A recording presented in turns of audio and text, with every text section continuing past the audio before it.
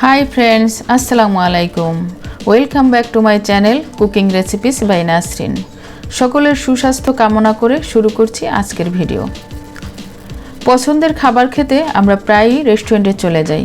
সেই খাবারটি যদি ঘরে তৈরি করা যায় আর রেস্টুরেন্টের স্বাদে এনজয় করা যায় তাহলে কেমন হয়? আজকে আমরা খুবই সহজে চুলায় তৈরি করব তান্দুরি চিকেন। চলুন তাহলে চমৎকার ভিডিওটি উপভোগ করি।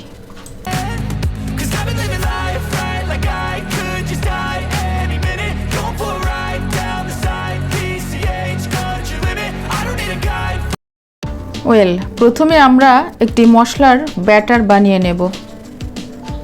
টক দই নিয়েছি হাফ কাপ পরিমাণ, দইটা ফেটিয়ে নিতে হবে। আদা রসুন বাটা দিচ্ছি 1 টেবিল চামচ করে, আর হলুদের গুঁড়া 1 চা চামচ এবং লাল মরিচের গুঁড়া 1 টেবিল চামচ, ধনিয়ার গুঁড়া 1 চা চামচ, জিরার গুঁড়া 1 টেবিল চামচ, চিকেন ফ্রাইয়ের মশলা 1 টেবিল চামচ। চিকেন ফ্রাইয়ের মশলার রেসিপি আমার চ্যানেলে দেয়া আছে, আপনারা চাইলে ভিজিট করতে পারেন। গোলমরিচের গুঁড়া দিচ্ছি হাফ চা চামচ। চিকেন ফ্রাইয়ের মশলার মধ্যেও গোলমরিচের গুঁড়া আছে, তারপরও আরও হাফ চা চামচ দিয়ে দিচ্ছি টেস্ট বাড়ানোর জন্য। মেথির গুঁড়া দিয়ে দিলাম 1 চা চামচ আর লবণ স্বাদ মতো। লেবুর রস 1 টেবিল চামচ। এবারে এই মশলাগুলো মিক্স করে নেব।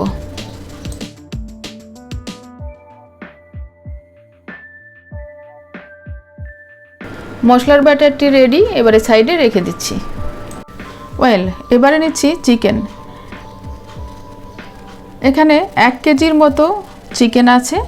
মাংসগুলো ধুয়ে পরিষ্কার করে পানির সাথে 1 টেবিল চামচ ভিনেগার মিশিয়ে আবারও ধুয়ে নিয়েছি। এতে করে ফার্মের মুরগির ব্যাড স্মেলটা চলে যাবে। ভিনেগার না থাকলে আপনারা লেবুর রসও ব্যবহার করতে পারবেন। এবারে মাংসের উপরে মশলার ব্যাটারটি ঢেলে দিচ্ছি। প্রতিটা পিস হাড় ঠেকিয়ে ডিপ কাট করে নিতে হবে, যাতে ম্যারিনেশনের সময় মশলা ভালোভাবে ভিতরে প্রবেশ করে। মশলাটা চিকেনের গায়ে মেখে নিচ্ছি। হাত দিয়ে চিকেনের কাটা জায়গায় ভালোভাবে মাখাতে হবে এবং এতে করে মশলা মাংসের ভিতরে পৌঁছবে। মশলা মাখানো হয়ে গেছে, এবারে ম্যারিনেশনের জন্য রেখে দিচ্ছি ফ্রিজের নর্মাল চেম্বারে। আমি 4 ঘন্টার জন্য রেখেছি, আপনাদের হাতে সময় থাকলে ওভারনাইটও রেখে দিতে পারেন। চলে আসছি 4 ঘন্টা পরে। মাংসের সাথে এবারে কিছুটা ফুড কালার অ্যাড করছি। এটা অপশনাল, এই রঙটা ব্যবহার করলে লুকটা ভালো আসে এবং রেস্টুরেন্টগুলোতেও এটা ব্যবহার করা হয়। তবে ম্যারিনেট করার আগে কালার ব্যবহার না করাই ভালো, তাহলে মাংসের ভিতরে রং পৌঁছে যাবে, যেটা দেখতে মোটেই ভালো লাগবে না। আর তাই চিকেনটা ফ্রাই করার ঠিক আগ মুহূর্তে রংটা ব্যবহার করাই ভালো। আরও দিয়ে দিচ্ছি 3 টেবিল চামচ পরিমাণ সরিষার তেল। সরিষার তেলটা অবশ্যই ব্যবহার করতে হবে, আর সরিষার তেলটা ম্যারিনেশনের আগে না দেয়াই ভালো, কারণ তেল থাকলে মশলা ভালোভাবে মাংসের ভিতরে পৌঁছতে পারে না। তেলটা ভালোভাবে মেখে চলে যাচ্ছি কিচেনে। চুলায় একটি ছড়ানো প্যান বসিয়ে দিয়েছি। তান্দুর নামক চুলায় এই চিকেনটা ফ্রাই করা হয়, আর তাই এই চিকেনটাকে বলা হয় তান্দুরি চিকেন। ঘরে তো তান্দুর নেই, তাই আমরা প্যানেই এটা ভেজে নেব। দিয়ে দিচ্ছি 3 টেবিল চামচ পরিমাণ সয়াবিন তেল, আর সাথে দিচ্ছি কিছুটা বাটার।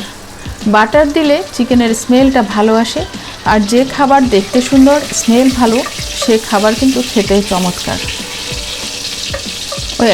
বাটার গলে গেছে, এবারে ফাঁকা ফাঁকা করে 2 পিস চিকেন প্যানে দিয়ে দিচ্ছি। চিকেনের প্রতি পাশ প্রথমে 1 মিনিট করে ভেজে নেব হাই হিটে। হাই হিটে ভেজে নেওয়ার ফলে বাহির থেকে একটা পোড়া আবরণ পড়বে এবং এই কারণে চিকেনের ময়েশ্চার বাইরে বেরিয়ে আসবে না, ভিতরটা জুসি থাকবে। এবারে উল্টে দিলাম, অন্য পাশও 1 মিনিট ভেজে নিচ্ছি।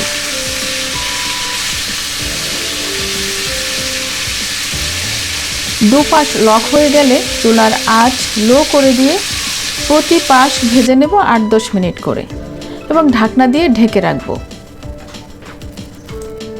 8 মিনিট পরে ঢাকনা উঠিয়ে উল্টে দিচ্ছি। আর তেল বাটার ব্রাশ করে দিতে হবে।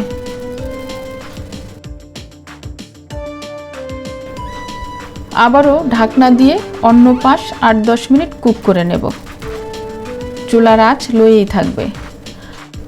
আপনি চাইলে আরও 2-1 মিনিট ভেজে নিতে পারেন আর তেল ব্রাশ করতে পারেন। তো আমি এইভাবে সবগুলো চিকেন ভেজে নিয়েছি। এবারে স্মোক ফ্লেভার অ্যাড করতে হবে।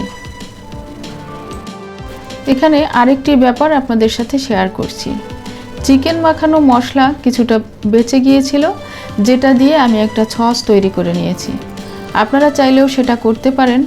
এই মশলার সাথে কিছুটা জলপাইয়ের আচার বা অন্য যে কোনো আচার মিশিয়ে সামান্য চিনি দিয়ে পানির সাথে গুলিয়ে কুক করে নিতে পারেন।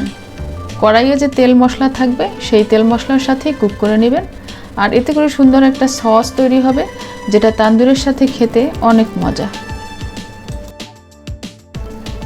সবগুলো ভাজা চিকেন পাত্রের মধ্যে রেখে দিলাম।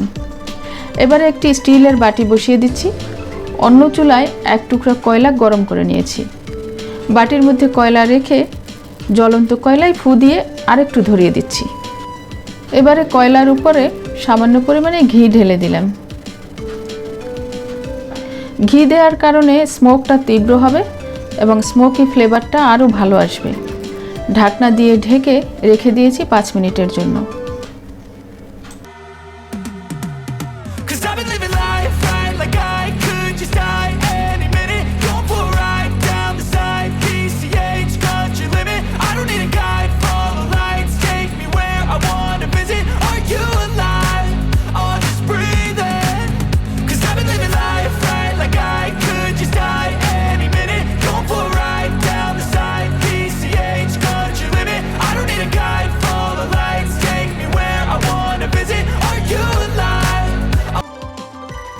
এটা বানিয়ে না খেলে মিস করবেন, আর একবার যদি বানিয়ে খান তাহলে রেস্টুরেন্টের কথা ভুলে যাবেন। তো এরকম মজার মজার রান্নার ভিডিও পেতে চাইলে আমার চ্যানেলটি সাবস্ক্রাইব করে দিন, লাইক দিন, কমেন্ট করুন এবং শেয়ার করুন। ভিডিওটি শেষ করব। ভালো খাবার খান, সুস্থ থাকুন। It good food, feel good. আজ এ পর্যন্তই। আল্লাহ হাফেজ।